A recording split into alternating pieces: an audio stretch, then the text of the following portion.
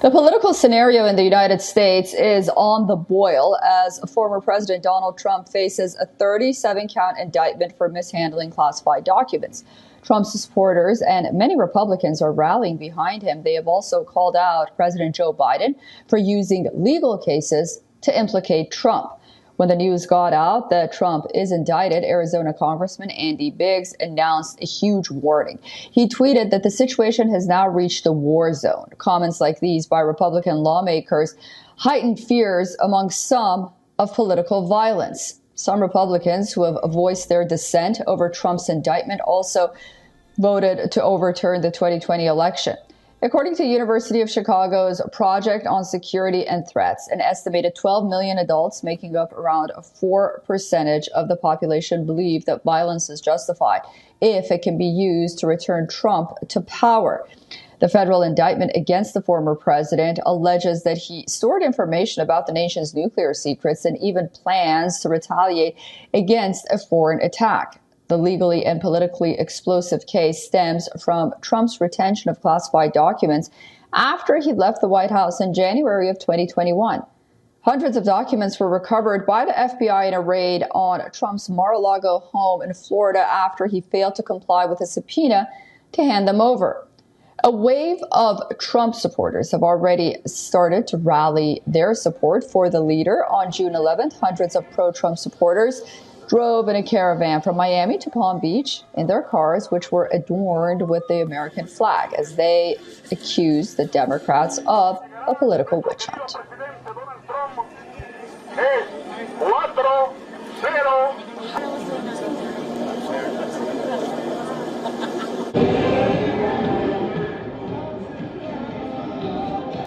It's a bunch of, I don't want to say it, but you know what? It's just a witch hunt. It's a BS. It's a, they try to. Why they're doing it now? It's a trick that they don't want him to win because they're afraid. The Democrats and the liberals, they are afraid. For more on this, we are joined by Adele Nazarian, Media Fellow at the Gold Institute for International Strategy. She's joining us live from Washington, D.C. Adele, great to see you again, and thank you so much for joining us this morning. Great to be on with you again, Suzanne. Lots going on in the news.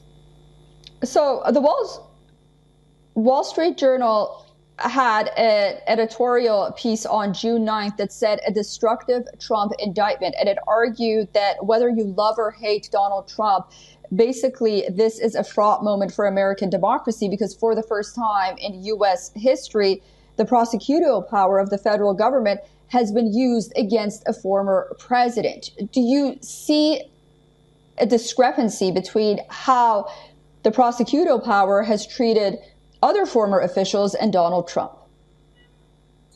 Thank you for that eloquent question. I definitely do see a huge discrepancy, a gaping discrepancy. I think whether or not you support or oppose Donald Trump, if you're looking at the facts objectively, there have been many other elected officials, past presidents or candidates, people who held elected office and were nominated from former presidents to serve in a higher capacity. And they have also similarly should have been charged for either breaking the law, using classified documents in unclassified areas and whatnot.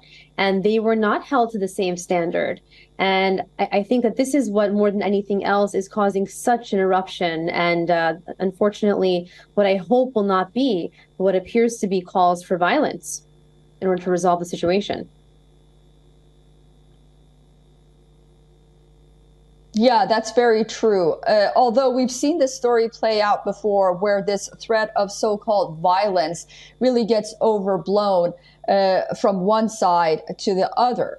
Not that violence is ever justified. I do want to ask you about how the Democrats are viewing this. I mean, one of these charges, or a few of them at least, carry up to 20 years of sentencing should Donald Trump be convicted. I mean, is that the end goal, to put him in prison? He's a 76-year-old man.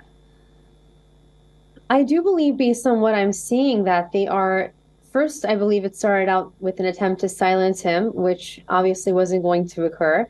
And now I think that they realize that he can't be stopped. He won't be stopped. I mean, he called himself Teflon Don for a reason. And I think that now realizing in the absence of his unwillingness to step down from running for president again and from speaking his truth and the truth that he believes is what reality happened on the ground, that they are trying to, I truly believe they're trying to lock him up. Yes, I do.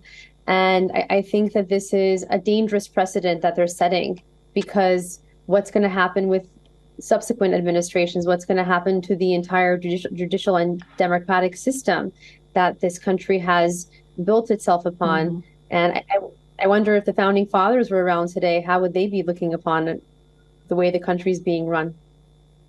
It's a far cry from what they set out to when they established the country. A seal. Yeah, you're absolutely right. A seal has really been broken. We'll be watching very closely, and I look forward to speaking to you again very soon. Thank you, Adele. Thank you.